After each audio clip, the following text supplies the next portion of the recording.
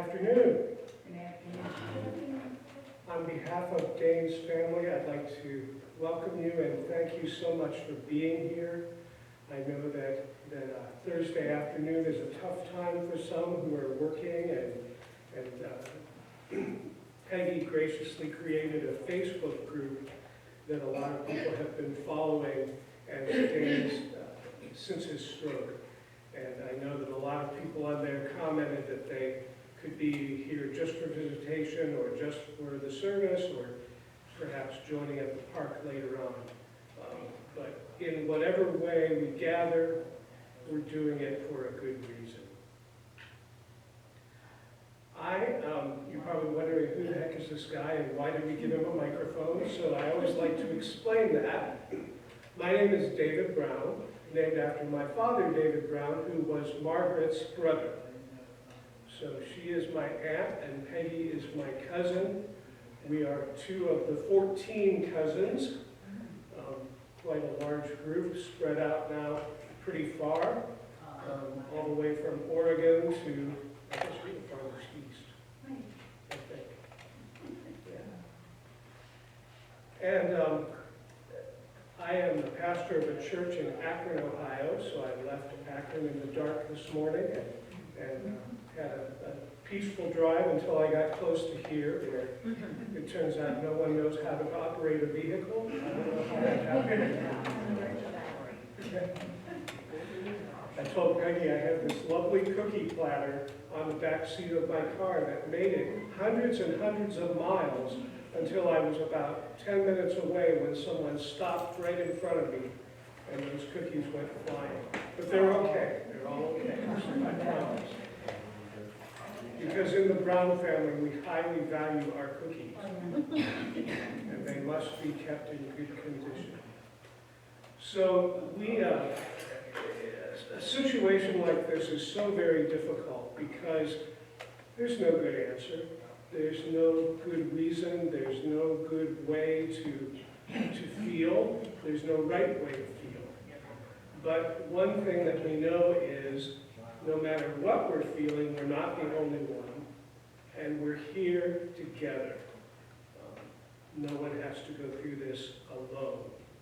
So the plan is that I will say a prayer, and then anybody who would like to say a few words is welcome to. This is being recorded, so if you'd like to speak, you do need to come up and speak into this microphone. Not because other people couldn't hear. Not quite. In a minute. And then I'll say a few words, and we will finish with our time here. So thinking about Dayne and especially his tattoos that are sort of Celtic tattoos, I thought we would start with a Celtic prayer. As the rain hides the stars, as the autumn mist hides the hills, as the clouds veil the blue of the sky, so we turn to our most closely held beliefs when the darkness in our lives hides the shining of God's face from us. Yet, if we may hold God's hand in the darkness, it is enough, since we know that even though we may stumble in our going, you, O God, do not fall. In time the rain will stop, the mist will clear, and the darkness will be replaced with the light of a new day. Stay by our side in the darkness and lead us into new light. Amen. Amen. So who would like to share a few words?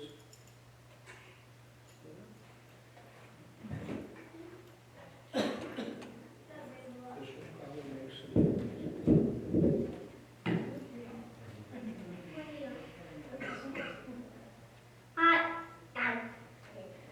You're okay. Tell me your name. My name is Luke. What's that? I'm not doing over okay. You want to talk about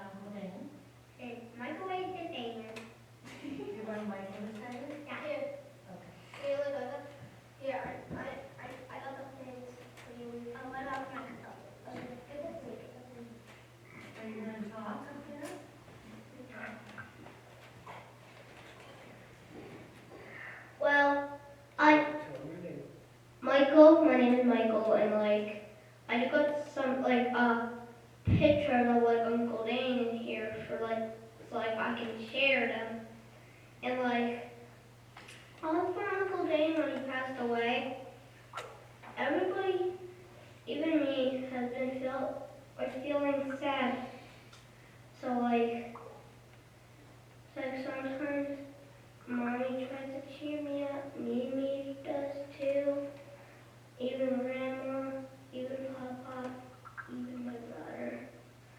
And also, I know my brother has been missing Uncle Dayne too, so that's why I try to help him out too. So and like I'm his like older brother, so then like I always like take care of him. So like that's what I do for him. And like this is the last like words I'm gonna say. Uncle Dayne was a good person to us, but like that's always like some of us like missed him. So like even I did. Like that's why we all cheer up each other too. That's all I got.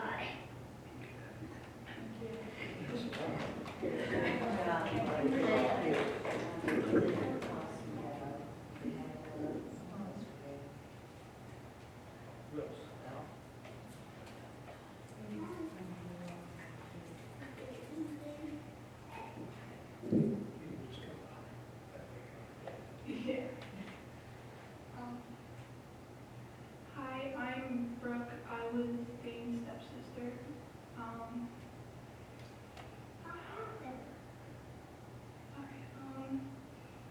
Dayne, he was a very positive person. He would always, like, if you were upset, he always knew ways to get you to laugh, to get you to smile, and always would try to have you think positively, no matter what it was. And Dayne, he has helped me through a lot. The loss of my mom back in February, Dayne, he was there. He helped me through it. He, no matter like what it came to, he was just so positive, so bright, and a very good cook, I must say. But he was a very, very positive person, and loved to send a lot of memes and funny videos, especially at 3 a.m., but it'd make you laugh, definitely would. But, yeah, he was, I must say, he was definitely the best big brother I've ever had.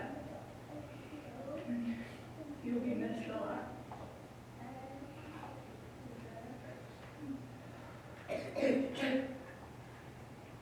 Ross.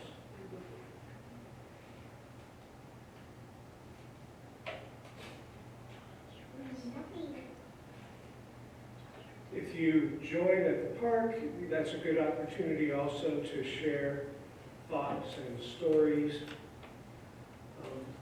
One thing that's always kind of odd, I'm a pastor of a church, and so I do a lot of funerals, and in a case like Dayne's, it's kind of odd to see him with his eyes shut and still. I don't know that he was ever still his entire life.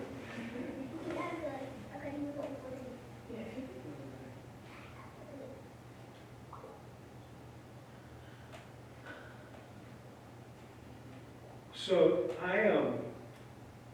a couple years ago, I was in touch with Peggy, and she mentioned that Dayne was feeling kind of down and he could really use somebody to talk to. And so every now and then I would have an online chat with him, as I'm sure some of you have done. They could go on for quite a while. I remember one gold star occasion when I was chatting with Dayne, who was in his room, and at the same time chatting with Peggy, who was in the other room. And it went on for probably 45 minutes or so. So I really made an effort to try to encourage him. he would come up with some very, very interesting questions. He was not a church-going kind of guy. He had a very broad spectrum of beliefs, but he always had questions about Christianity and about what churches believe, and he would ask those all the time. He, at one point, said he would love to host a family reunion and get the whole family to come here and have a barbecue. And then he said, and I think I could go to bartending school and learn how to make drinks so everybody could have drinks. And I kind of laughed because Margaret and the rest of the family grew up Methodist and they were really not into drinking. You know, I told him I'm sure there are some people who would like a drink if we went to bartending school. Yeah, like right now. So a strange thing happened with Dayne. He had this massive stroke, and in the time between then and now, he's been in this strange spiritual middle ground between earth and heaven. We're really thankful for the many visitors who have come to see him. I kept thinking, oh, I really should go, but it's such a long drive, and I'm not sure if he'd even know who I was or why I was there. But he did appreciate the visits from people, and I know he was frustrated that he couldn't communicate. But finally, on October 2nd, the call from heaven became so much louder that Dayne decided to answer that call. And so he left to us to remember him, to honor his memory, and to go on with our lives the best way we can. Now, it wouldn't be a Brown family event if I didn't share a story. So it's not as personal a story as some, but there was a time that my wife and I were going to go visit a friend who lived in Nashville. And we live in Ohio, kind of close to the Cleveland area. And so we would go straight down I-71 through the state of Kentucky from Ohio to Tennessee.